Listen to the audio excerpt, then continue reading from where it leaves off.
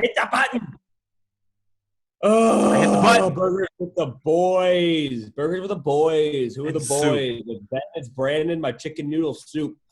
Ooh. Now I need to get paper before Brandon blows a freaking gasket. Backstory. I just said Matt should get a piece of paper, and now he's freaking out. So this was pre-show, yes. And then Matt was yelling at us to start hit the button. So I hit the button. Little on-air production meeting there. So Matthew is finding his piece of paper. Yes. Brandon's got his long-awaited Minnesota Vikings history quiz for us. Yes. So in the spirit of the holiday, Matthew is wearing his Adam Thielen jersey. He has a custom hat. We'll have to – do you want to show everybody your custom hat? Nice hair. It's Jenkins, and it says 41 on it. Why 41? Because I was just about to ask. That's my favorite number on a jersey. I don't care who it is, what jersey it is. If I ever have a custom jersey, 41's going on the back of it. There is zero reason behind it. Just always thought it looked cool. That's fair. Now, Oh, you're still talking about your hat. Good. No, it's fine. Fuck me, I guess. I just had it. This is quite the hat. Oh no, someone interrupted Matt in a podcast. That's new. Chicken noodle freaking soup. Nope. Keep talking about your hat. Keep talking about your hat. No, it was a gift. That's it. That's all I wanted to say, but you interrupted me, so now it's a whole thing. Who was the gift from? His name was Regis, okay? He was a great friend, and then, he died. But that's fine. That's not the point. He didn't die. He's alive. That's good. Okay. That's very good. I thought it might have been Regis Philbin or something because he did die. I thought you were going to say it was Regis Philbin as well. That would have been fun. No. I ran cross country with him. His name was Regis, and they all had a fantasy football team, and I didn't want to play because I'm not any fun. And then they're like, oh, well, we're going to get you a hat for your team anyway.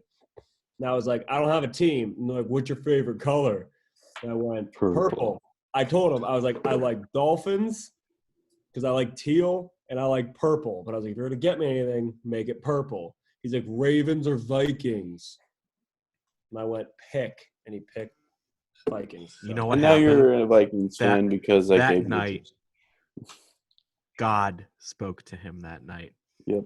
And foresaw meeting Brandon, and he said, you shall pick the Minnesota Vikings. And as a result, you got that hat. It's fate. Ben, who are you wearing today? The little backstory behind this. I'm wearing an old Adrian Peterson Vikings jersey. It's still got, for those of you that are listening, it even has the Reebok logo on here. Yeah, that's old. Throwback. And a little backstory to that. Back in 7th and 8th grade, I played in like a Pop Warner youth football league or whatever. And the team was called the Purple Vikings, right?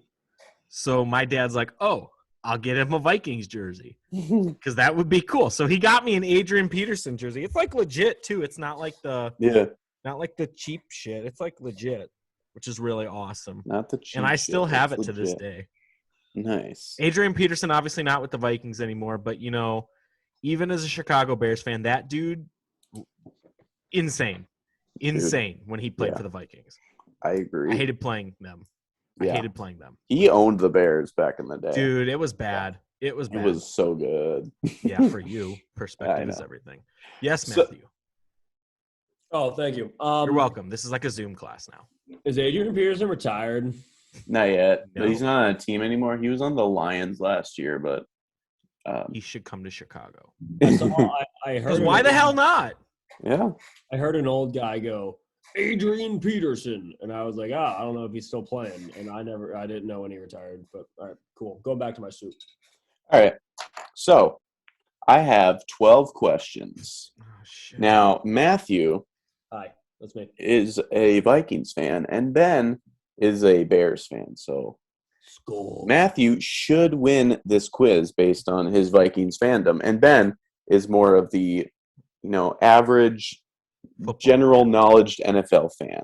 Correct. So this is going to be a good matchup. I should do a lot of things like respect. Specs. I was going to say respect women as a joke, but then I thought. Yeah, that's a very Yeah. Okay. Anyways, Wow. 12 questions. Some of them multiple choice, some of them not. And here we go. Are you guys ready? I I'm doing actually Sharpie if am. that says anything about my personality. So I'll take that as a yes. So, question number 1. it's just before 2. In the 1998-1999 season, the Vikings kicker had never missed a field goal until the NFC Championship game. What was the name of that kicker? Now, I want you to write down your answers, and then once you have your answers written down. Oh, I don't. You don't have a piece of paper, Ben? What the hell? You told We went over this Matthew with Matt. a piece of paper. That's fine. You told Matthew to get a piece of paper. It's a good thing I have a notebook right here. You always should have a notebook. I always take notes during podcasts. That's what you do. But Matt, you look like you're making an illustration over there. What's going I was on? just gonna say, do we get bonus points for illustrations? No, but you'll get a thumbs up for a great illustration. How about that? All right. All right. Ben, do you have your answer? Oh, he doesn't even have his notebook out yet. I'm writing right now. Okay. Okay. Matt, you got 5 seconds. 4, 3, 2.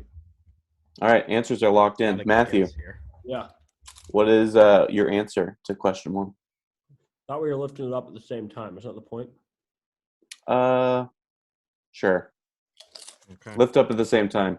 3, 2, 1. Kicker McFootball pants.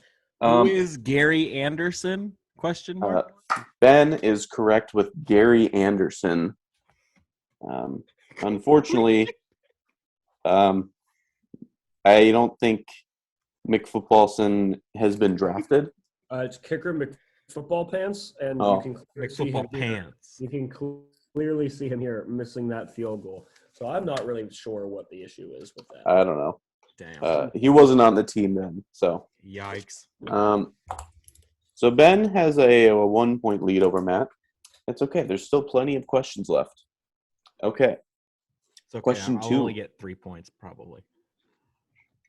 What was the nickname of the Vikings defensive line from the late 1960s to the late 1970s? This is multiple choice, but I think Ben knows it, but this will help Matt out. Is it A, Purple People Eaters, B, Fearsome Foursome, C, Purple Plowmen, or D, Purple Crush?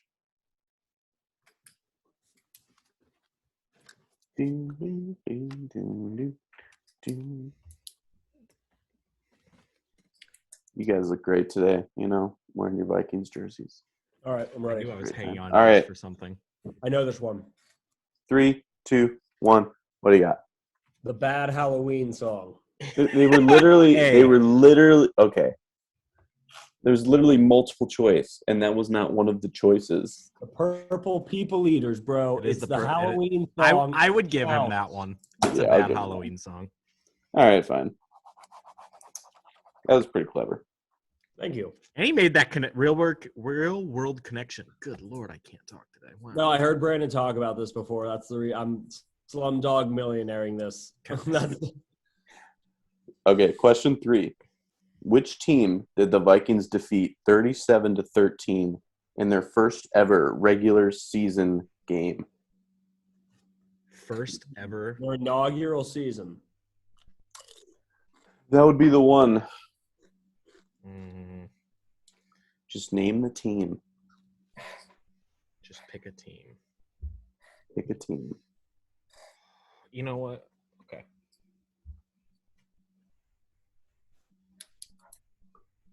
Like a damn sociopath.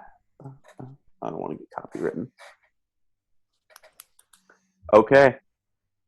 Matthew's drawing some art again. That's okay. No, I'm just. All right, I'm ready. All right. 3, 2, 1. Who are the Green Bay Packers? Both of you are incorrect. I put Steelers and then suck dick. Nice. It's funny because it's true. Should That have would- drawn someone lighting up Ben Roethlisberger. The correct answer was the Chicago Bears. I knew it was going to be one of our teams. I didn't want to write my team because I didn't want to admit defeat. So I was going with the team I hate the most. That's fair. Yeah, the only reason why I had it is because the Chicago Bears You know, had to put it there. it just had to be the Bears. Had to Bad news, Bears. Okay, question number 4. How many times since the year 1998 have the Vikings lost in the NFC title game? So in the last 1998. like 23 years or so. How many times have we gone to the NFC title game and lost? Are we including that year? Yeah, and that because that's technically 1999. So it's at least once. It's true. Pick a number, any number, and you win. It's a SNL reference for anybody out there. All right, everyone got their number? Yeah. And still undecided. All right. On 3. 1, 2, 3. What do we got? What is the number 3? 3. I have 4. Matthew is correct with 4. I heard Blair Damn. talk about that one also. Yeah. All right. We have a tie game here. Ben with 2 and Matt with 2. It's a bloodbath right now. Damn. I know. Next one is multiple choice. Okay. Who is the Vikings' leading rusher in career rushing yards? Is it A, Robert Smith, B, Adrian Peterson, C, Chuck Foreman, or D, Emmitt Smith?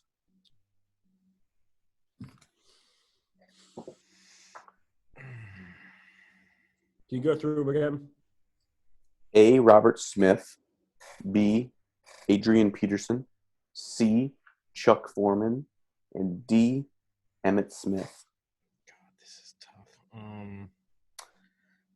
Tis.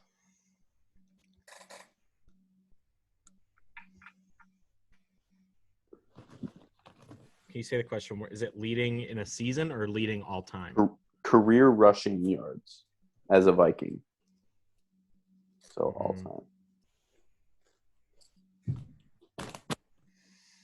Are we taking into account the metric system? I'm just throwing a Hail I Mary. think we're going to do the metric system in this one. All right, everyone got their answer? Yeah. All right, hold them up. I'm going at the guy on the back of my jersey. Who is Adrian Peterson? Yeah, it was Adrian Peterson. Yeah. Jesus. To be clear, that is a B. I just made it a P. Yeah, I can tell. Oh. I know what that looks like. All right, we're still tied 3-3. Dang. This is an intense game here. All right. This is the halfway point here. Number 6. Oh, God. I know. Who wore number 10 for the Vikings? Who wears number 10? Who wore number 10? That's, I guess, a hint. It is a retired number, so no one can wear it. Somebody wore it, and now they don't anymore.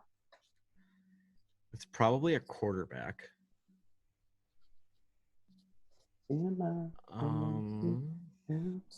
trying to think back to who some of their quarterbacks have been.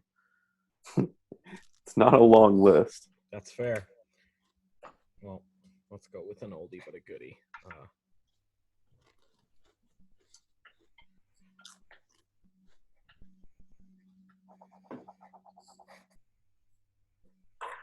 Matt seems pretty confident in his answer. Oh.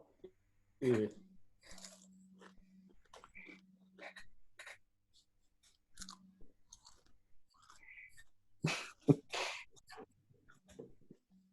All right. 3, 2, 1, flip them. Jackie Robinson. Oh my Frank God. Tarkenton. It's Frank. Hall of Famer. Jackie Robinson did not play for the Minnesota Vikings. He also did not wear number 10. Oh, so that's fine. You're just racist. I think Jackie Robinson wore number 42, so you don't even know his number. Fake fan. Fake fan. Fake fan. Fake fan. Real results. Do you even like the Brooklyn Dodgers? Yeah. I actually do. Okay, fair enough. All right. Ready for question 7? No, not really, but yes. What is the name of the kicker in 2015, Oh, I know. 2016 that missed a game-winning field goal in the wild card round in the playoffs against Seattle?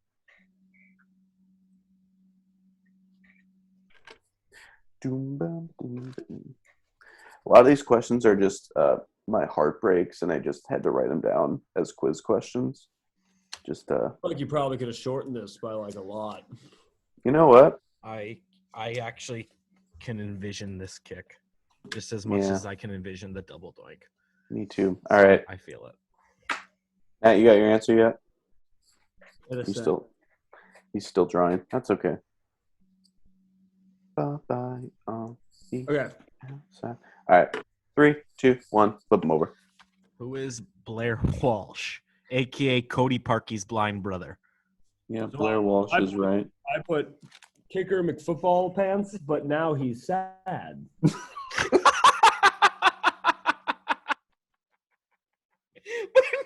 he's sad. He wasn't sad the first time, but he was sad now.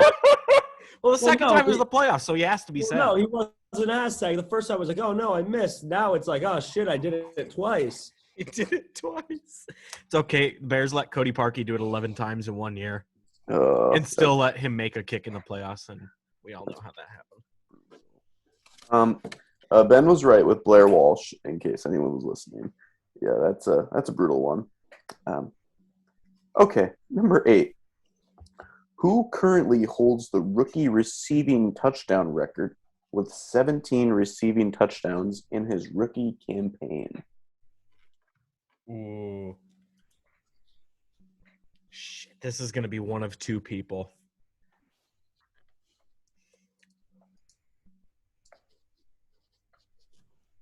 If I get this wrong, can I pick a second time? No. But for no points? Sure. Okay. Because I'm like 50-50 on this, but I got a good feeling about this one. Okay. If you put kicker McFootball pants, I'm gonna. It's not catcher McFootball pants. If that's what you're gonna write. Catcher McFootball pants. I swear to God. All right, I'm ready. All right. 3, 2, 1. Flip them over. Receiver McFootball pants. Who is Justin Jefferson? Both of you are incorrect. Okay, then Sure? I guess for no points. Is it Randy Moss? Randy Moss. God damn it. Yep, I knew it was one of the two. Kicker's brother. Oh, he's his brother. Oh, yeah. Was Justin Jefferson for just receiving the yards? Same last name. Yeah. Oh, that was a question as well. But that's okay. I'll come up with another question on the fly. Damn. All right. Both of you got that wrong. That's okay. Question number 9. What was the name of the quarterback that threw a game-losing interception in the 2009-2010 NFC title game? I can't wait to see Matt's answer. Should be a good one. It should be. I feel so bad. He's picking on all these people from the McFootball Pants family. I know, McFootball Pants family is just getting savage. How do these assholes keep getting drafted to the same team? I don't know, and they really weren't great for the franchise. No, they weren't. Horrific years with the McFootball Pants family.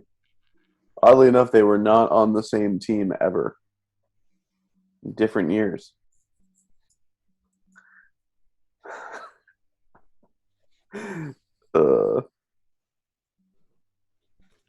Hands are moving up and down.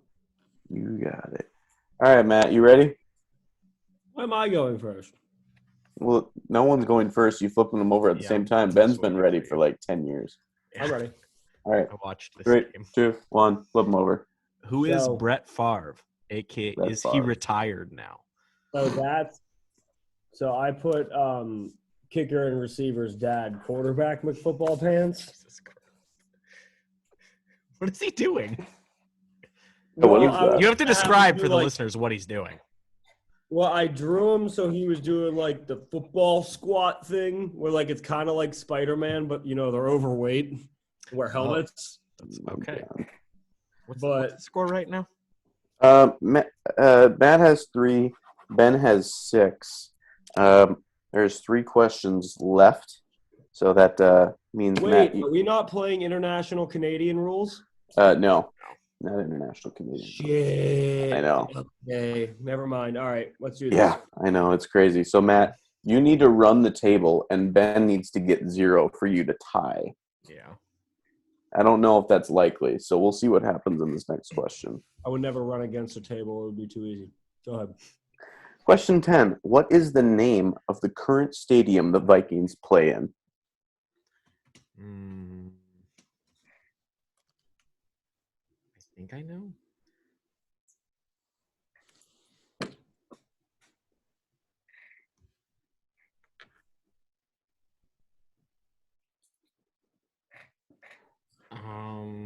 No, it's not. That's Los Angeles. I keep thinking of like Minute Maid. And I know that's not right because I know that's I'll the keep wanting to say the Astros. Metrodome. It's not either of those.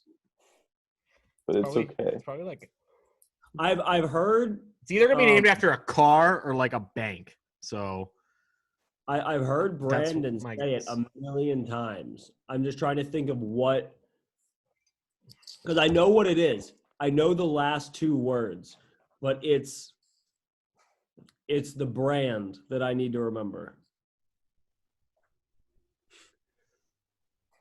Are you ready, Brandon? No, I'm blocking the logo because I noticed that it literally gave the answer. I can't see that far. Yeah, it is not coming through. Well, even still.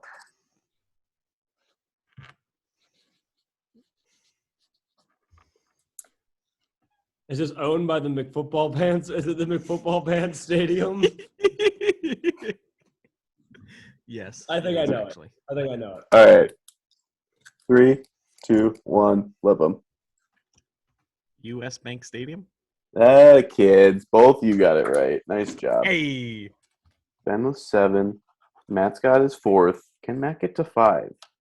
How about if I can get the next 2 right, I win by default. No, but that's okay. He said, no. no. The chances of that happening are about as high as they're about as high as receiver McFootball catching a ball. That's all I'm going to say. Okay. That's fair. So I think it's fair. Okay. I know nothing about football. The fact I have 4 is a miracle. Okay. Then these next 2 questions are only for Matt. Okay. Ben, you can sit these ones out. Because you already know the next question because we discussed it. But I don't think Matt heard. Okay. I don't. All right. So what is the name of the wide receiver who set a rookie record with 1,400 receiving yards?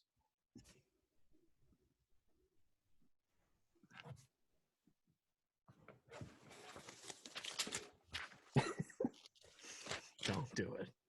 Don't do it.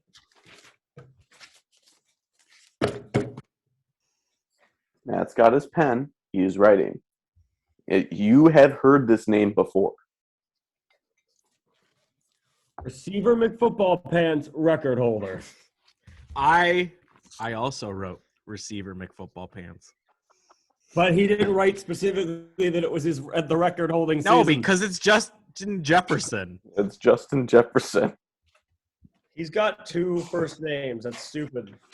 Okay. What? Jefferson is not a first name. Jefferson Steelflex? Okay. I've never heard Jefferson as a first name. Jeff? You ever heard Jeff? I've heard of Jeff, No, but Jeff not is Jefferson. like the short. Jeff is short for Jeffrey usually. Or Yeah. Jefferson? No. What do you mean, no? No, People you think people just walked around Virginia and went, "Hey, Thomas Jeff, Mr. President, President Jeff." That would have been dumb as fuck. President Jeff. My brother, when he was working on an ambulance, took care of somebody whose name, I shit you not, was Lamangelo and Orangelo, spelled just like orange jello and lemon jello. But you are drawing the line at Jefferson. But you know what their name wasn't? Jefferson. Laquanda. Jefferson. Their name wasn't Jefferson. The only person Laquanda's named name Jefferson is Jefferson Steelflex. That's the only one. I have literally I have met someone whose name was Quiche. And you're telling me but they're not Jefferson. Okay, Their first name, their last name. No, Jefferson is a last name, not a first name. It can be it's a name. Hang on. I'm going on the Google box. You can go on the Google Docs all you want. It's not going to convince me that Jefferson is a first name. Jeff is a first name. It doesn't. Why do I have to? What? Like, you can name your kid anything you want. You can name your kid Jefferson. I'm not going to care. So it's a name. Yeah, but it's not typically no argument. It's not typically a first name, is what you were saying. It's a tip. Yeah, it's typically a first name. Walking around with all the mics. Am I saying there's going to be a clan of Jeffersons hanging out with the clan of Samantha? Oh, let's calm it down with that language there. But does anyone have a last name? Well, we can't Michael? say clan now. When have 3 white dudes forming a clan ever been a problem? Brandon. Since the beginning of No, it's history, a club. mostly. Yeah, it's a club. Anyways, 2021. It's a club. What is the last question? The last question is this. The answer is yes. Describe the play that is known as the Minneapolis Miracle in 4 words. In 4 words? Yeah, I just made that last part up because that's all you need. And there is a correct answer.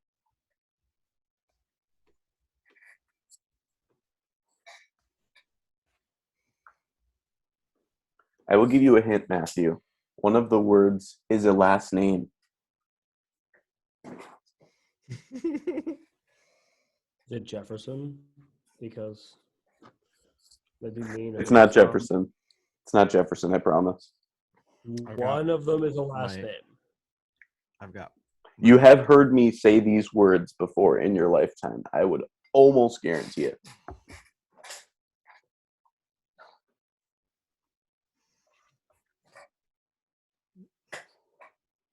I have my own take on it. That's fine. Okay. I appreciate you being wrong, most likely, because there is a right answer. Oh, damn. But I think you'll like my answer. I might like your answer. You might like this answer. I might. I think you will.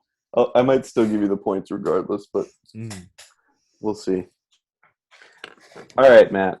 You ready? McFootball Pants family. No, I'm just kidding. McFootball Pants football time. Hold on. I put Stephon Diggs Bleep Saints. Nice. I do really like that. Thank you. You did say there was a last name in it, and I did put McFootball Pants. You did say there was a last name. So the correct answer we were looking for, but I'll still give Ben the point because he at least knew what the play was. Yep. It's Diggs, sideline, touchdown, unbelievable. Yep. It's not a sentence. Oh, I guess you said 4 words. You didn't say sentence. It's actually 4 different sentences. What, quote for quote what the TV That's what Joe Buck said, exactly. I hate Joe Buck.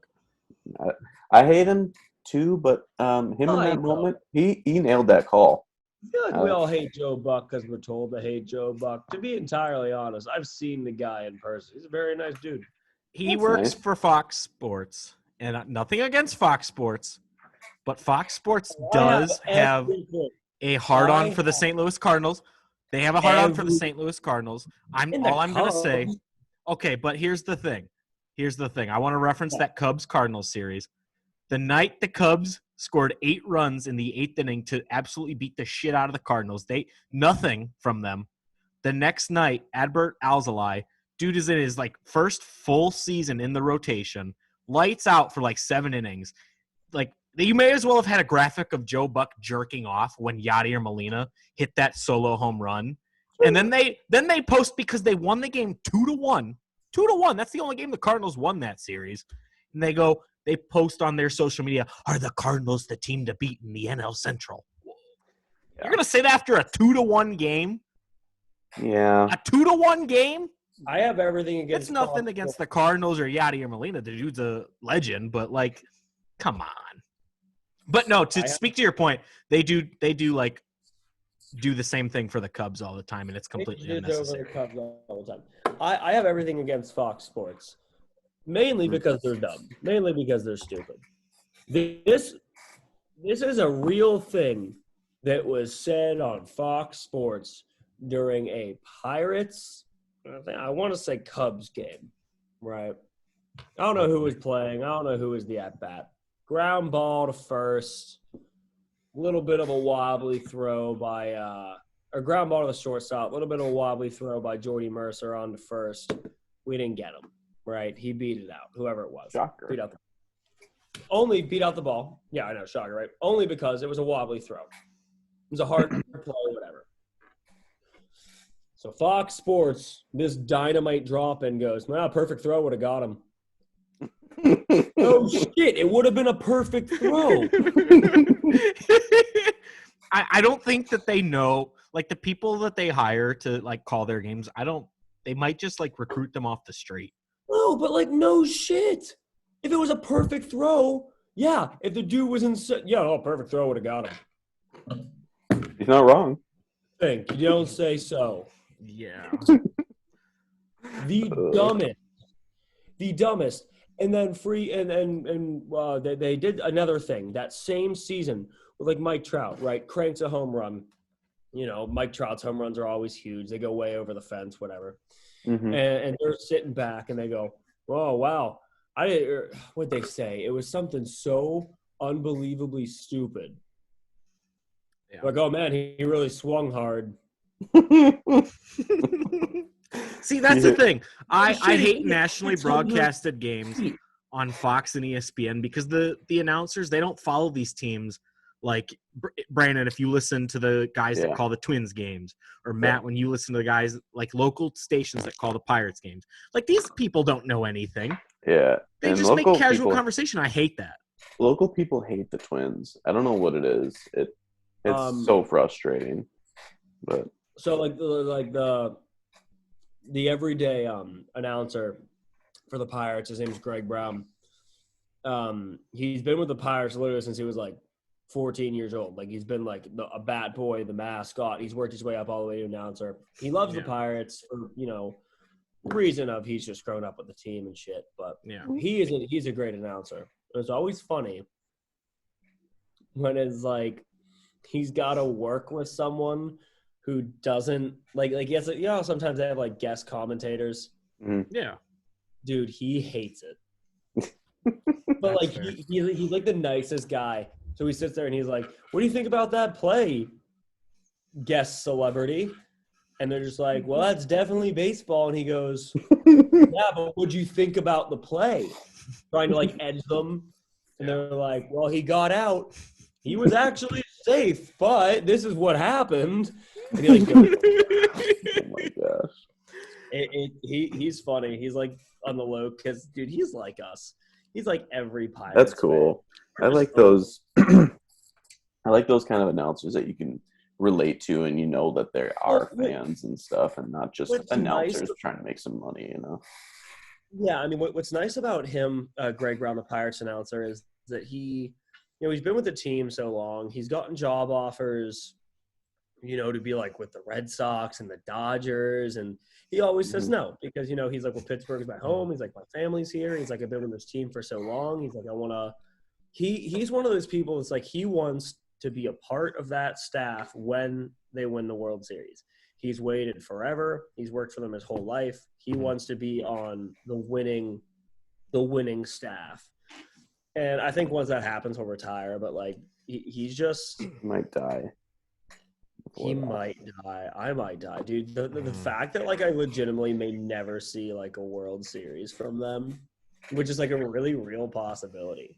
I mean, like, Ben, I don't think you understand how freaking lucky you are, dude. No, Yeah, 100%. you're the only one out of us three. 106 years of baseball went by, and you got lucky enough to be born in probably their only World Series for the next Lord knows how many. Well, with the way that our team is operating, and it could be another. Not probably that long. I don't know if we'll ever see a drought go that long ever again, but I think that we could see. Because what are the Indians in right now? 80 years or something like that? Yeah, it's got to be Indians over are 70. Pirates are getting up there. Last time Pirates won was 79. I don't think we will ever see triple digits again, but I definitely don't take it for granted. It was something that I was lucky enough to see. My grandpa, my dad's dad, he never got to see it happen. So I do consider myself lucky just because he was such a huge Cubs fan. I actually found that he actually like had his own like sports radio station way back in the day. Well, not station, but like his own sports talk show on the radio. And then I found that out after we started doing podcasting. I'm like, oh wow, it's like kind of cool. It's like a family thing a little bit. So yeah, I do consider myself really lucky. I wish that he could have gotten to see that. I know he would have thought that it was really awesome. But Matt, I know we're in the same division, but I do hope that you guys get to see your team do that at some point because it is a great feeling. You know, and I remember sitting back with my brother, like I wanted the Indians to win that. You know, I mean, obviously the Cubs knocked us out. I hated the Cubs.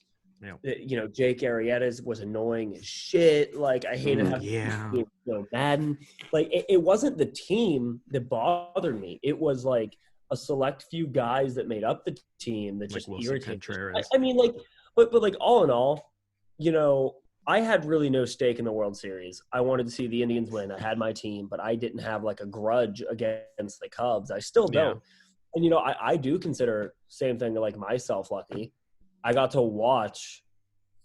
I mean, it was history. I got to watch history. Like that's baseball history. That is going to be a piece of history that'll be in Cooperstown. Like that people will talk about forever when they talk about baseball. It was a great series too, not to mention. Like that's that's probably an all-time like.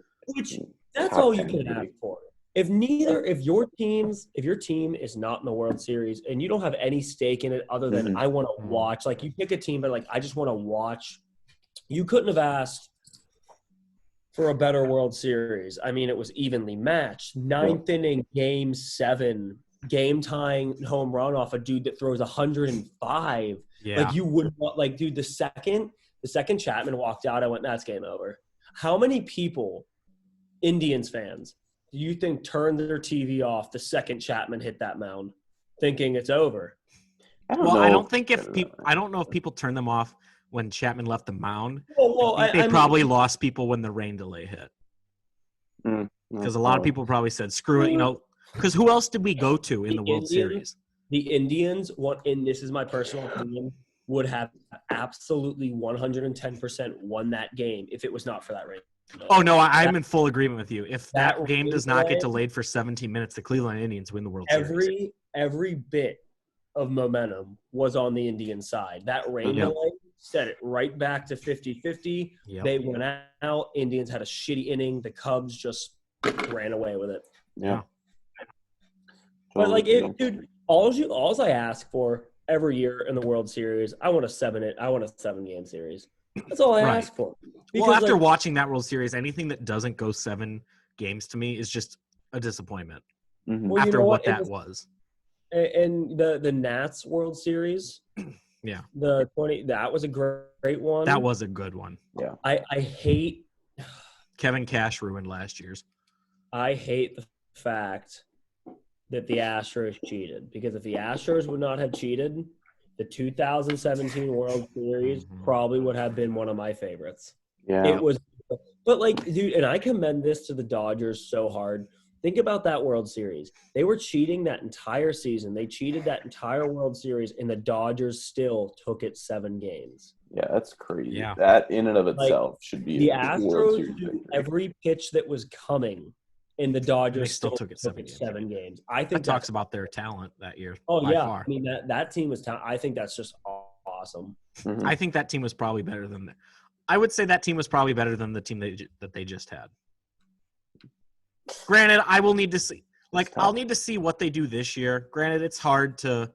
It sucks. It really sucks because, it's really tough to compare 162 to 60. That's what sucks about it because because it would have been like 2 teams Yeah, you would talk about with that organization was the 17 team better than the 20 team? Well, and I've said this before. I can't tell you how many times the Pirates have been in first for the first month or 2 of the season, Probably been a or lot. the last, or like the middle half of the season. 2012, the Pirates were in first that entire season. September, they lost nearly every game, and they blew it. So, okay, if the season shortened, Pirates are in the playoffs a year before they were supposed to be. Mm. Yeah, that's tough to think about. Well, speaking of things that Matt won't ever get to experience, since we were talking about the World Series, Ben, you did something cool yesterday that I know you want to talk about. I did. So we are going to completely different segue. It is a completely different segue. So it is not officially open, but it is open for soft openings, usually every day. Over at Universal Studios Florida at Universal's Islands of Adventure, the new Velocicoaster attraction is now welcoming guests into Jurassic World. Super excited. Man, I know you don't do roller coasters. I know you don't this is a very intense roller coaster. This is going to be spoiler free. I'm not going to talk about what is in the queue. I'm not going to talk about what you see on the ride. All I'm going to say about the attraction is it's a very good attraction. Did you go on it? Yes, I rode it yesterday. Oh, you've been on it? I finally rode it yesterday. Yeah, it was badass. This is a very good roller coaster. I would say it is the most intense. It was the best thrill roller coaster probably after I think it dethroned Mako at SeaWorld. Everyone says Mako over there is really great. And it's true. I've done that roller coaster. But after riding Velocicoaster, it's the best thrill ride in Orlando, Florida right now. Hands down, it's the best. The top hat that you see, really freaking cool. It's really cool. Just looking at pictures of the attraction, you can see it goes out over the water. It's terrifying. You add that with how thrilly it is, and it's just it destroys your heart with how excitingly anxious it makes you. Dude, so one of my friends told me that she went on it, right? Yeah. And I was like, I'm extremely jealous because you went on it, and now she's been on it, and then there's been just other people that I know that have been on it. And I was telling her this, and now I'm telling you. I really fear that I'm going to like it more than Hagrid's, and I don't know if I'm ready for that emotional. I feel like I'm cheating on my ride. I don't. By fantasizing. If it makes you feel better. If it makes you feel better, you don't need to think like that just because it depends on what you want out of Velocicoaster. I guess that's fair. It depends on what you want out of a roller coaster because we were texting about this yesterday when I got off the ride. It's if you like story rides, if you like story coasters, Hagrid's takes the game. It's no question. But if you like thrill roller coasters, you're gonna like Velocicoaster more. Yeah, thrill. It depends on what you want out of the experience, I guess, is the question. I'm hoping it's kind of one of those things where it's Hagrid's is my dad, Daddy Haggy, and then I have Mama Velo. Mama Blue. Mama Blue. Mama Blue. I like you that. You say Velo. Why didn't you just say Blue? Well, because Velocicoaster. I don't know. Mama. No, but I will say the pre-show is really good. You do need to watch it. It adds to the story element of that attraction. I will need to go back and do it. Granted, theme parks in Orlando, they're all still playing, the safety spiels over the park-wide PAs. Need that. Some attractions, they play it inside the queue. I was not aware that this attraction did that. So I was standing there watching the pre-show, and like they're talking about the ride and what you're going to expect in this really cool Jurassic World story. And then all of a sudden, ladies and gentlemen, welcome to the Universal Orlando Resort. Please ensure that at all times you are wearing those face coverings while inside the queue. And I'm like, no. And meanwhile, like the characters in the background, like during this pre-show are just...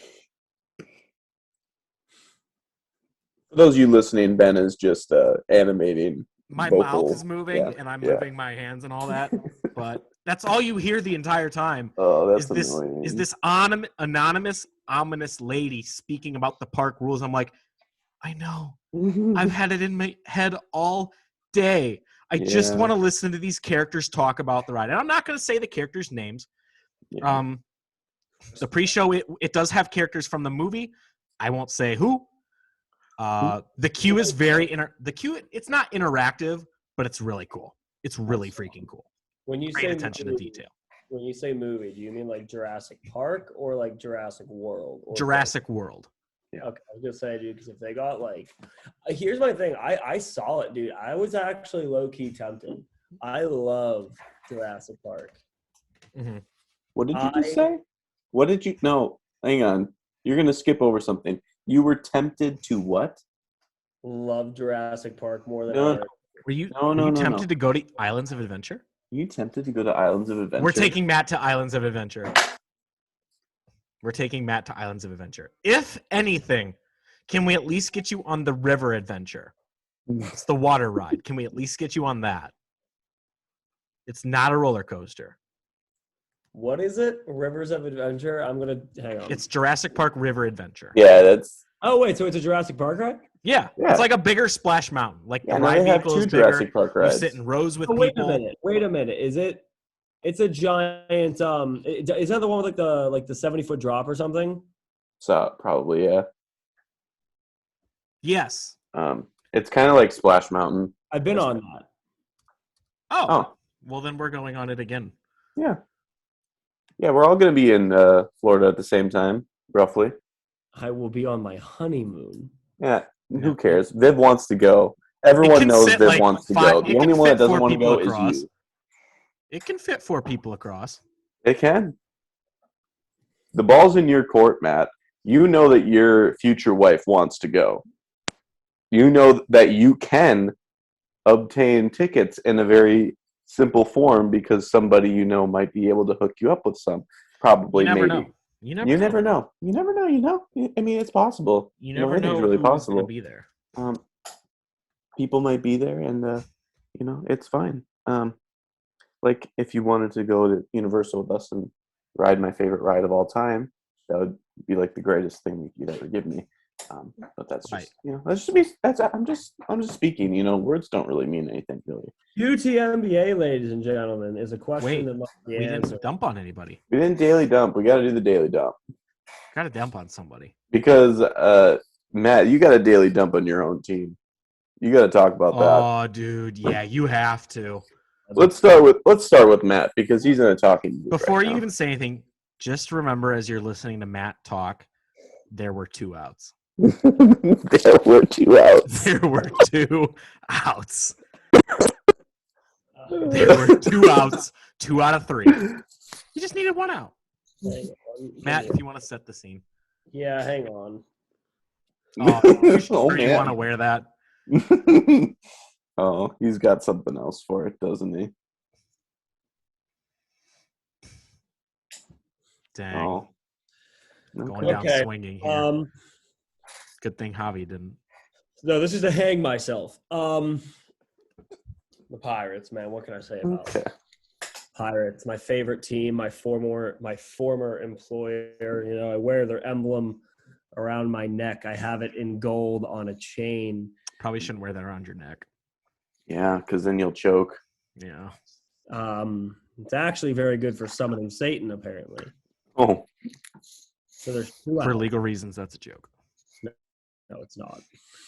Yes, it is, because I'm scared of ghosts. We got to talk about that, too. I'm terrified. So So there's 2 outs, Pirates, Cubs. Javier Baez decides he's going to hit a dribbler down the first base line. You've seen it time and time again. You pick the ball up, you step on the bag, inning is over. It's not that complicated. A toddler could do it.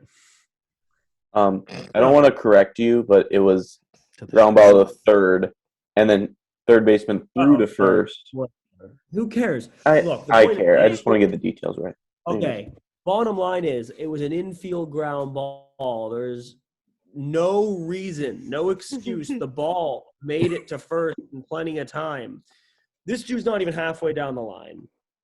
And we decide the right course of action with 2 outs is to not step on the bag and end the inning. No, it is to chase the guy back to home plate.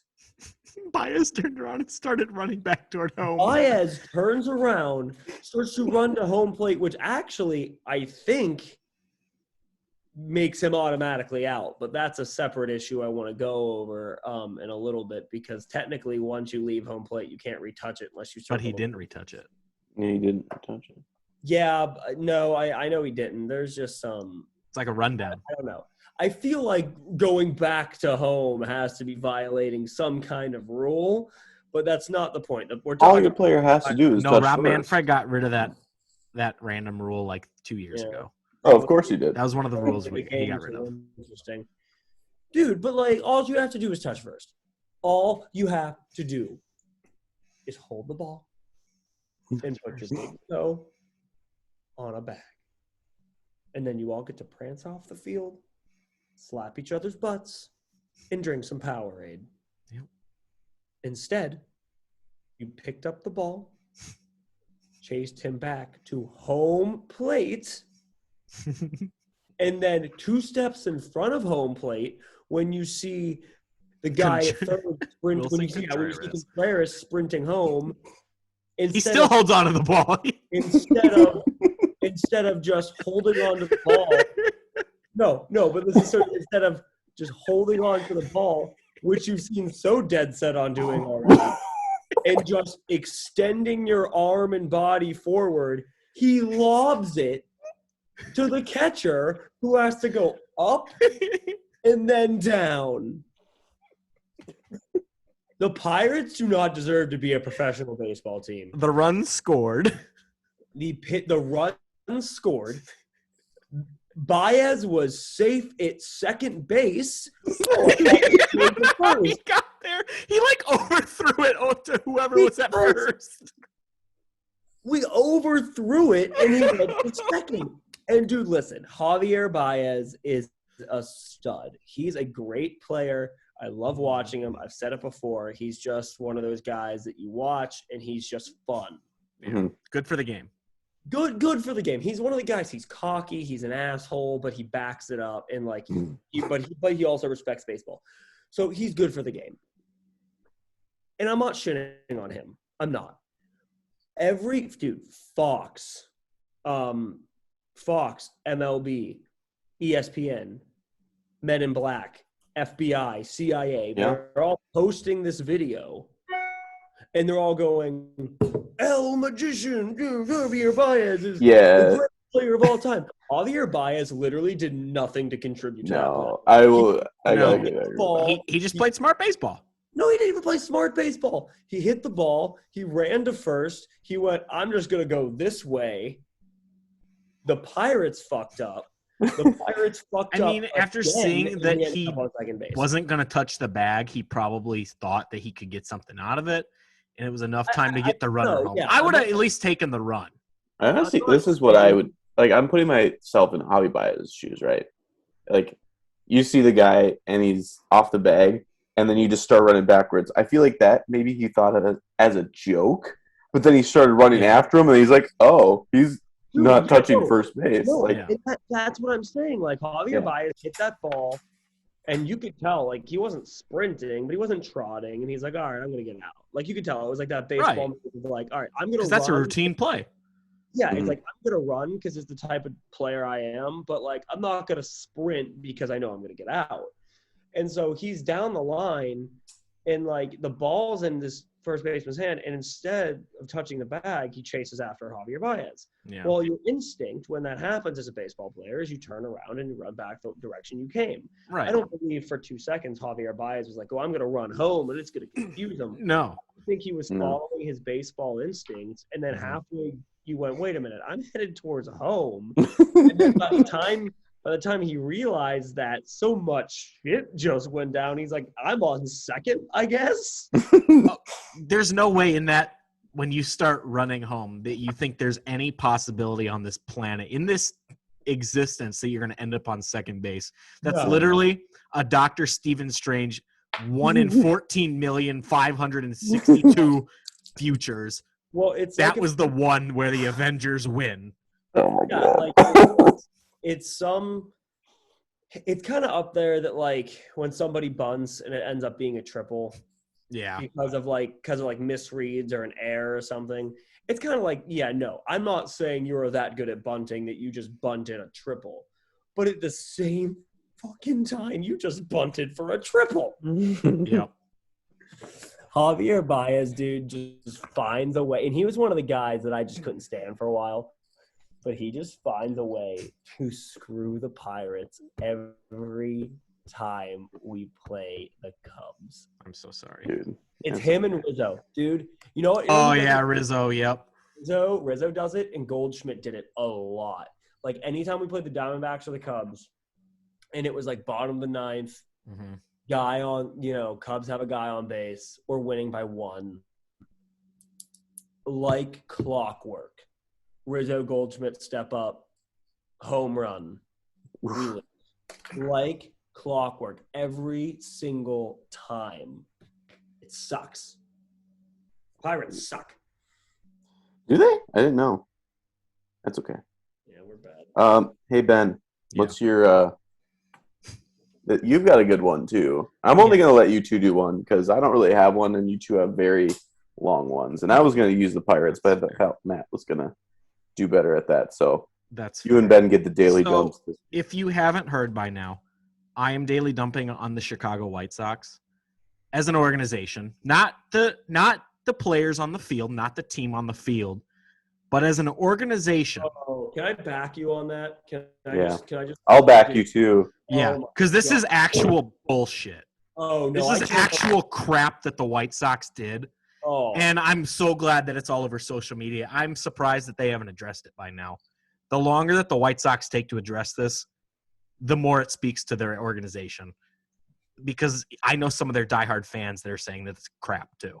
So, Ben, what happened? So it recently came out yesterday that the White Sox named, and normally this wouldn't be that big of a deal, but there was a lounge inside of Guaranteed Rate Field. It was called Loretta's Lounge, and it was named after Loretta Miceli, I think is her last name. I don't know how to completely say it, so I'm sorry if I butchered the last name.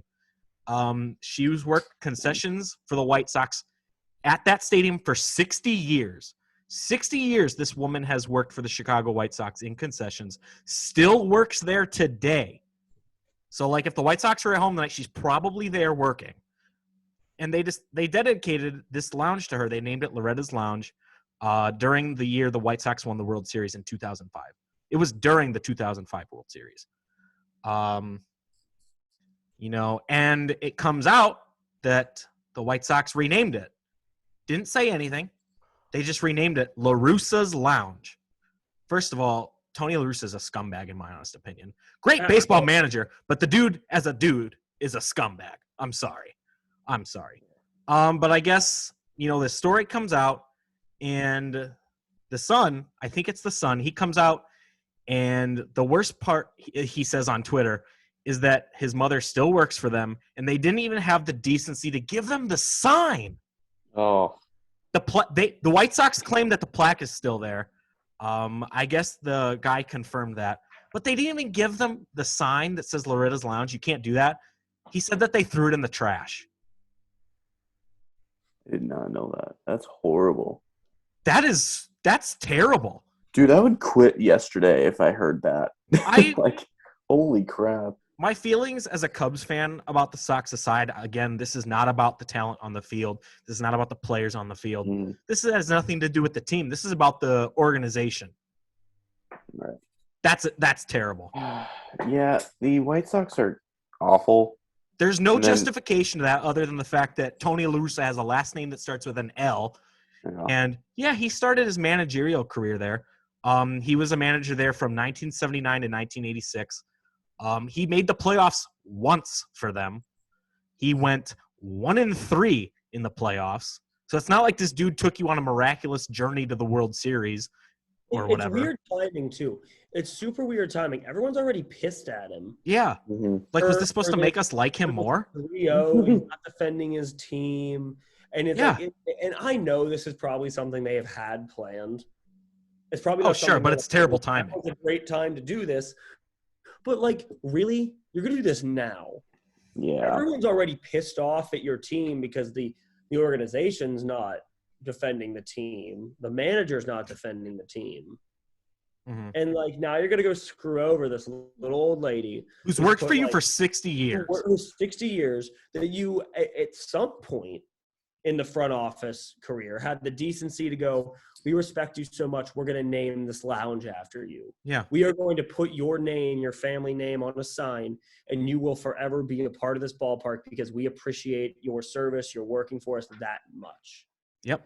And then for them to, like, and I get it, like, when you're redoing it, like, who knows if it was the White Sox or, like, a lot of times these people will, like, third-party out construction companies. And, like, who knows? They probably just said, like, hey, take the old stuff down. And, you know, maybe the construction people threw it in the garbage. And I'm sure that's probably what they'll go with. Oh, it's 100%. They're going to blame the third party. Somebody not affiliated, misunderstanding. We'll make you a new sign. I'm sure that's what it's going to end up being. But the fact of the matter is, it's like, if you're going to rename it, rename it. You know, all ballparks need to go through a change. You know, can't be Loretta forever, you know. Yeah. Right. But the fact that, like there should have been, I don't want to say a ceremony, but there should have been like a, hey, bring your son, bring your husband, you know. Bring the family. Just bring your family. Bring the family. You know, we would like to give you this sign. You know, we are renaming the park, or we are renaming the lounge. I'm sorry, you know, but, like, you know, things you have to change. But, like, we would like you to do two things. I would do two things if I was in the White Sox position. I would, A, hold a small private little event for the family in the lounge. Yep. In the brand new renovated lounge. Well, it's it's not like inside something. It's just out in the concourse. Like, it's a part of the concourse. Yeah, like that little, but I'm saying, like, I would hold, like, something in that little area. Oh, okay. I got you. And I would be like, I would do two things. I'd be like, you know, we are going to, during this ceremony or whatever, during this family event, I'm going to give you your sign. Yep. If you would like it, I'm going to give this to you. And I am going to give you, like, you and your family, you guys get lifetime season passes. Yeah. Because, you know, thank you for your service. Yeah, exactly. You know, like, we love the fact that you work for us. We obviously named the section of the park after you. We would like it. You know, although your name might be taken down, we want you to remain in this ballpark as long as you can. Please accept these lifetime season tickets. That simple. Yeah. Yep.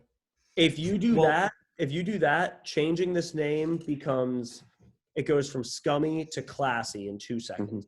Oh, 100%. Right. They just handled it completely wrong. And that would have been doable. I think with how many people are, like, apparently know this lady, like, recognize this lady, this is something, like, yes, they could have done, like, a small thing in there. I don't think it's unreasonable for the White Sox to have done this whole thing. And it doesn't have to be off TV. It can be before ceremonial first pitch or whatever. Bring the family out on the field. Put the thank you, Loretta, up on the big scoreboard with her picture. And then, like, have the stadium clap for her, present her the sign. And there you go. I mean, I don't know if you guys have if your stadiums, because I haven't been to either, but if they have, like, that employee, you know, it's like, oh, everyone knows that employee. Like for the Pirates, there was this dude who sold frozen lemonades. You know, he was a concessions guy, and he walked around, and you could hear his call, I shit you not, from across the stadium. And it was so distinct because he would go, lemonade. It was like this raspy voice, Yeah. and he would do it. And he ended up dying. He was an older guy, so he died. Mhm. They commemorated the section he used to work in his name. They held a ceremony for his field. And like, you know how like for a moment of silence, they did a moment of silence, and then they had the entire stadium laugh. And he's like, please, I forget his name. Like, no, everyone knew him as like the lemonade guy, but like, they're like, oh, please, lower your, don't talk, moment of silence. And everyone's quiet. And then over the loudspeaker, they went, lemonade! And everyone starts busting out laughing. Yeah, but that was his thing. And, so it's like a great tribute. Everyone in the ballpark that day got like a free frozen lemonade. That's awesome. I love that. And like it was the exact opposite on how the White Sox handled it. The White Sox were just terrible to this one. I feel so bad for this family. It was the most you could have done with the least. Yeah. Like they didn't give the family everything. Mm-hmm. They didn't give the fans everything, but they said, you know what, if you're at this them the sign. Yeah, if you're at this game, we're gonna do something for you. And dude, the White Sox, bro, that's so. Someone in the special events planning department for this organization clearly didn't do a good job with this. It's just terrible timing, like you said, Matt, for like literally all of this, with everyone bashing on Tony La Russa, including us a couple weeks ago with his comments on that Twins game and Yerman Mercedes. That's bad timing. Tony La Russa's recent past before he was hired as manager. Everyone still remembers that. I'm not going to talk about that, but he was pulled over and arrested for something. That goes into it. Yes, he's a Hall of Fame manager, but he hasn't done – I don't think he's done anything with the Chicago White Sox to garner having a lounge named after him. And then just the way that they handled this, like that it's coming out like they couldn't even give them the sign. Like they didn't even tell them, hey, we're doing this. Like just the courtesy of it. So that was going to be my question because so they didn't – how did the son and the mother find out? Did they see it one day? Or like? Well, here's the thing. This one guy posted a picture of it on Twitter, and it just completely blew up. And now did it blow up? And the son saw it, and he was like talking about it, and that's how we were finding out all these details. But like, is the son the one that blew it up? Like, was his reaction when it blew it up, or like he only saw it because fans were outraged by it, and they were like, "This is the shittiest thing you could have done." And like, he was actually very polite. I'll even read you his tweet. He said, "My family and I appreciate all the love from our White Sox family. This was a tough pill to swallow. The worst part is that my mother still works for them, and they didn't have the decency to give us the sign or even the plaque, which is what we cared for the most." With a sad emoji, and he tagged NBC White Sox, which is like the Comcast sports talk for the White Sox. But he didn't tweet this. It was some guy that noticed that they changed the name of the lounge that tweeted it, and he's the one that blew it up. And so the son was just like commenting on it, but he was nice. I wonder because the White Sox have to address it, and it's all over. Like John Heyman tweeted about it. I just got an alert like an hour ago from CBS Sports about it. Yeah, I'm just surprised that it's taken over 24 hours to hear something from the organization. Well, it's probably because they're trying to figure out what to do. Because probably they can't get the sign if it's gone now. Well, they can't give them the sign if it's gone. They can't change the name back to its original thing because then it's like, okay, we're doing this because we're getting yelled at. Right. And but that's where like they could have done your proposal where they just did a small thing, but now because you've royally screwed the pooch, you have to do something big. Yeah, not only now you have to. Now you have to do something. And you know what the shitty part is? She's probably going to get fired. Oh, I don't think they'd do that. No. There's no way. They get so much backlash over that because people will hear about it. She might quit, but she wouldn't get fired. Okay, but how many times has this happened, though? With like other scenarios.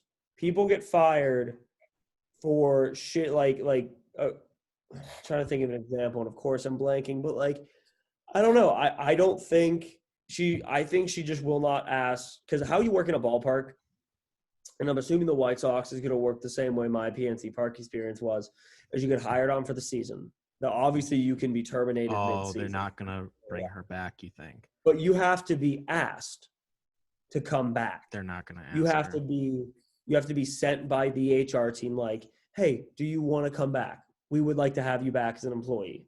And like, Ooh. that's how you do it. I guarantee you she would not be asked back.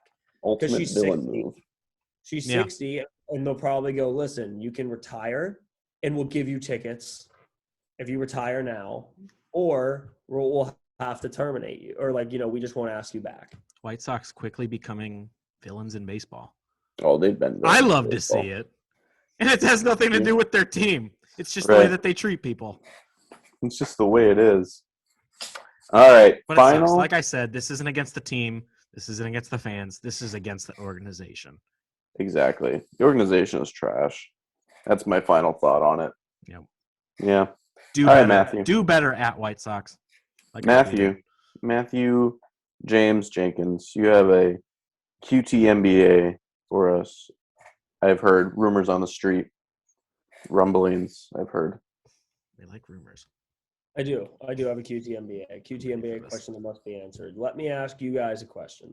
Okay. You've all heard that you're in a field, waves of kids are coming at you. How many can you take down? We've all heard that, right? Oh, yeah.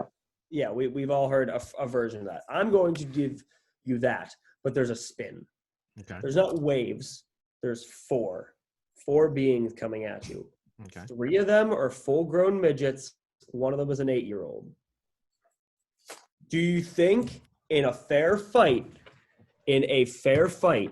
would you win against 3 midgets and an 8-year-old? The 8-year-old has a 5-iron. Well, You don't have anything. You don't have anything because you have nothing. Well, no, you have 2 things: the ability to grow a normal height and the cognitive function above an 8-year-old. One question. Yes. Can you steal the 5-iron from the 8-year-old? You cannot steal the 5-iron, but you can use other midgets as weapons. Oh my god! Wait, what are you asking? Are you asking which one we'd rather take on, or are you asking how we would take them all down? No, I'm saying you are like in your home, and 3 midgets accompanied by 1 8-year-old break in. The 8-year-old has a 5-iron. They are attacking you. You do not have any weapons. You are just using your body, just your fists. Do you think you would win in a fight? Yes. I think I'd I win. don't even hesitate. I Yes, think- I would win okay. easily. Yeah. See, here's my thing. Midgets are top heavy, Yeah. right? So you push one over, you grab them by the ankles, and you use them like a weapon, like this. I wouldn't even do that. I wouldn't need to. Mm-hmm. There's I a would just strategy. keep them There's a strategy. You take the 8-year-old out first because he's got the 5-iron. Yeah, he's got the weapon. You just got one swift punch to the nose. That should take him down. Matthew, I could take any 10-year-old in America. I could Okay, handle. okay, I could fine. fight an 8-year-old. But they're organized. I wouldn't. They're organized. organized. I would They're still take organized. them out. They have a plan. It's going to be a Gulliver's Their travel. plan doesn't do shit for me. It's going to be a Gulliver's travel situation. They come in with rope and they're trying to like tie you down. You know what You know what I'm going to make their plan look like? You ever heard of General Custard? Yeah. Yeah. That's what's going to happen to their plan. I would take them down. I'd take the 8-year-old out first, and that's my plan. So fun That's fact: not when I was in elementary school, I gave a presentation on how General Custard invented ice cream because I didn't do my homework. I 1,000% thought you were going to say you were in this exact same scenario on like a playground or Listen. something. No, okay. I've never met a real life midget. Do you know that? I've never seen one. Ever. I'm trying to think. I've never seen a midget. Not even at like the bus stops? No. Never. I've seen plenty I've seen of a few. 8-year-olds. Maybe you've seen them, but you just don't know. No, you know. But like you saw them from behind, and you just kind of didn't know. But you can tell. Because I suppose, yeah. An 8-year-old that's the same height as a full-grown little person. I suppose. Yeah. Like there's growth defects. That's why they're small. You can tell. I've never seen one. We'll make that on your bucket list of by this time next year. We're gonna get Matthew to see. We're gonna get Matthew to see a midget for the first time in his life.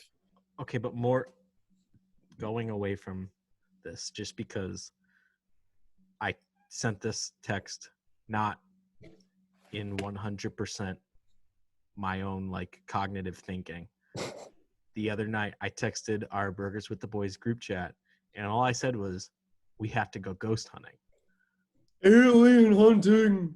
Matt wants to go alien hunting. Would you guys be down to go ghost hunting? One night, Sure. wherever, we just go Let's ghost go. hunting. Let's go. I'm terrified of ghosts. Here's You're what we terrified of discussed. nothing. Brandon's gonna be the skeptic. The ghosts aren't real. Matt's gonna be the one that's calling the ghost a bitch and like egging them on, and I'm just gonna be standing behind everyone screaming, "What was that?"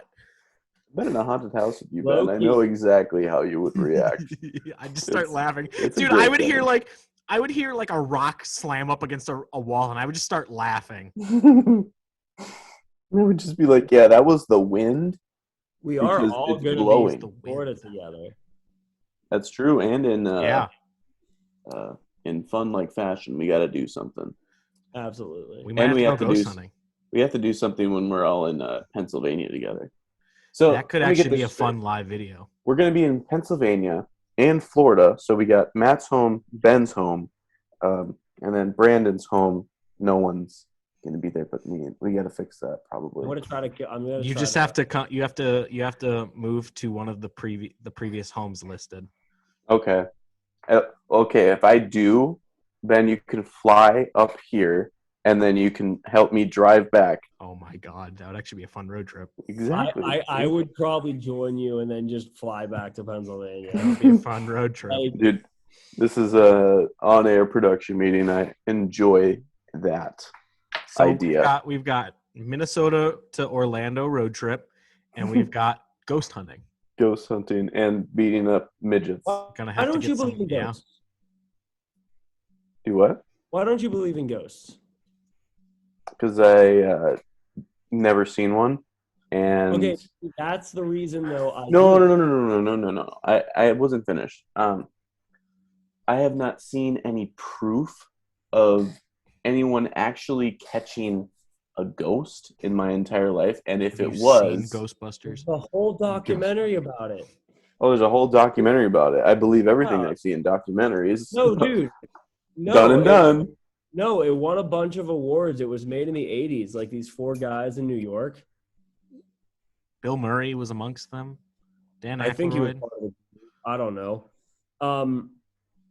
That's not bad. See, your reasoning is exactly why I do believe in ghosts. Here's why. I've had too many things happen to me that I can't explain. Well, no, it's not even that. It's that, like, there's no proof they exist. But there's no proof that they, like, you can't disprove it. You can't prove it. It's one of those things that's just going to have to kind of be – it's kind of like life on other planets. Mhm. You can't prove it, but you can't disprove it because we can't see that far in galaxy.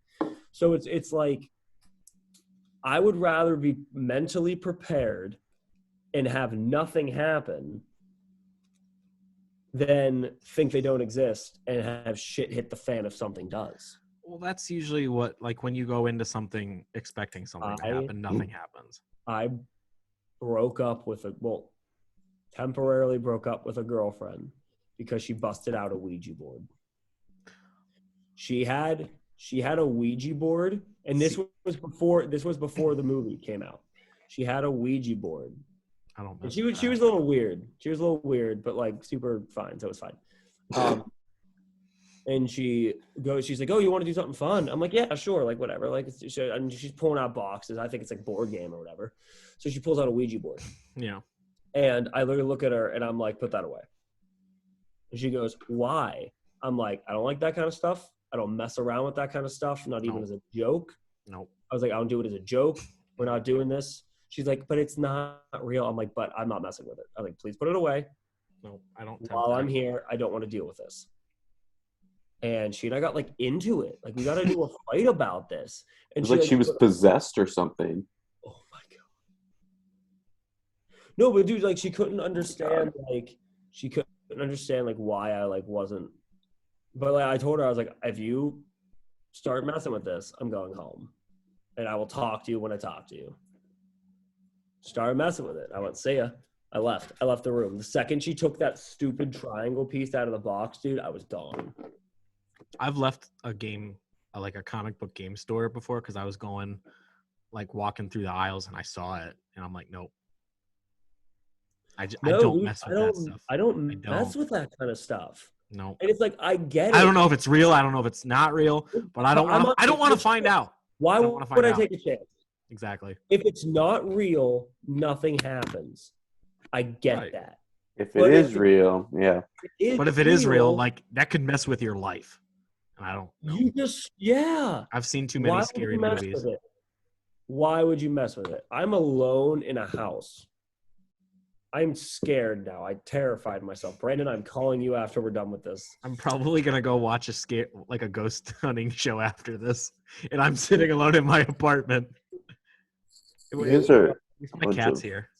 Like, I don't understand. I don't even have my lizard. I took my lizard home. I'm literally, there's nothing else but me. All right, keep all the lights on. Yeah, keep all the lights on and make sure you don't say oogity boogity. Have we ever told that story? Did we release that eever? Are we going to? No, we never released that episode. we should probably tell everybody why we keep randomly saying oogity boogity. Oogity boogity. Okay. Basically, we had recorded an episode, but the signal was really bad, and like it was kind of a shitty one. We never released it. But in this, I had said on one of my runs, I was chased by a homeless man. After my job one day, I used to get out, and I didn't want to go home and like get relaxed, so I would just change at work, and I would go behind work on these train tracks, and I would run along the train tracks. So it was one of my longer days. I'm like 10, 15 miles, whatever. And I'm like 8 miles into my run. I'm thinking, okay, I'm going to go turn around. 16 miles, that's fine. I'm going to turn around. So I stop running to catch my breath real fast, do a quick stretch, look over, and I jump. I freak out because there's a dude wearing nothing but socks and like a poor excuse. I think it was a T-shirt for pants, and he's fat and he's sitting on a bucket. And I freak out. I go, and I go, oh, I'm sorry, man. Like I didn't I was like, oh, geez, I didn't expect to see anybody here. And he's like, why you scared?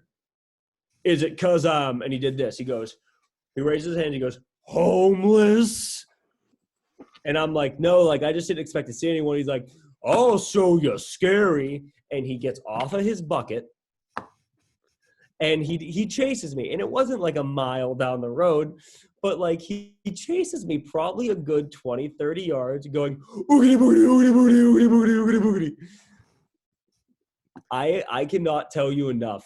I was dying. Not at the time. I was scared shitless at the time because this shirtless man wearing a T-shirt for pants is screaming oogity boogity at me as he's running along train tracks. When he dies, he's probably going to come haunt your house. He's probably going to specifically find you. I literally, like, I felt so bad when I jumped. I felt so bad when I jumped because I was just like, he was like, I'm just sitting here. Like, I was like, it's not because you're homeless. It's because I didn't expect to see anyone in the woods where I've never seen anybody before. Like, I was like, at that point, I'd run there so many times. Like, I've never seen anyone. What if he was a ghost already? I have not run there since, and I will not run there anymore. Sure. It could have been, dude. Some ghosts are weird. Maybe that's why he only chased you like 20 or 30 yards. What? He's haunting the bucket he was sitting on? Maybe that spot. Dude, that'd be so fun. We should go back there and check it out. Oh my God. That's where we're going to ghost hunt. We're going to ghost hunt in those woods. You guys are going to go. No, you're coming with us. Oh, no, Matt, you're coming with us. Hang on. Let me just finish. Okay. You mean to tell me you two are going to fly and/or drive to Pennsylvania? We're already going there. We are going to collectively walk down 8 miles of active train tracks into the woods to find the homeless man sitting on his bucket, asking him if he is a ghost. No, that seems like a good idea. I don't know what we're going to find. I don't know what we're going to find. I'm down to go ghost hunting, but we have to have a good spot for it. That's fair. We need to find a good location for that. And it cannot be somewhere that is like trespassing. Right. because because like there is Not about that. Cemetery. there used to be an abandoned hospital that Right. like literally they like picked up and left, and like all these patient files and like needles and like I mean like I'm talking like 50s style hospital. So like it was like weird retro creepy, if that makes any sense. Mm-hmm. And people used to break into it all the time, and there's like live wires hanging from the ceiling. So people used to like walk into a wire they couldn't see and like electrocute themselves and die. God. And like homeless people were squatting in it all the time. 1,000% that hospital would be haunted now. Oh, dude, people have It died. has to be. People have died in there. There's like homeless people that are in there all the time. It's a big drug, or it was. They tore it down, but like it was a big drug place. Like people go in there, and like literally, people would tell you it was super illegal. Cops like were pretty much stationed there all the time, Yeah. and they would literally tell you if you go in there, avoid this hallway and this hallway. That's where the homeless people are. If you don't bug them, they won't bother you. It was like the wilderness. It's like, Jeez. oh yeah, don't mess with the bears. Don't bother them. They won't bother you. Wow. Literally, they were like, oh, yeah, don't talk to the homeless people. Walk past them. Don't acknowledge them. Don't look at them in the eye, and they won't care. There you go. Well, we got a lot on our plate, and I think that's a good spot to call it here. Yeah. A lot of things happened. The this White episode. Sox suck. The Vikings Matt doesn't- quiz was great. Matt doesn't know his Vikings as Matt well needs as to he learn some should. stuff before September. Yeah, it's okay. We got time. Tony La Russa doesn't deserve a lounge. Tony La Russa shouldn't be allowed 100 feet near a lounge. We're going ghost hunting at some point. And We're hey, going to get Matthew on in Velocicoaster. 22 days, we're going ghost hunting. There you go. All right. There you go. Game, set, match. All Like right. us, share us, 5 stars. Like, comment, share, subscribe. Oh, yeah. And just always remember, burgers are better with the boys. And if you have any great locations that you want to see us ghost hunt, It's not trespassing, not illegal. In the Pittsburgh area, of Pittsburgh, Pennsylvania, any good ghost hunting, non-trespassing, non-illegal. I thought we were talking about Pittsburgh, Idaho. So thanks for clarifying. That's good. And we'll check it out. Yeah. Peace. Peace. Yeah.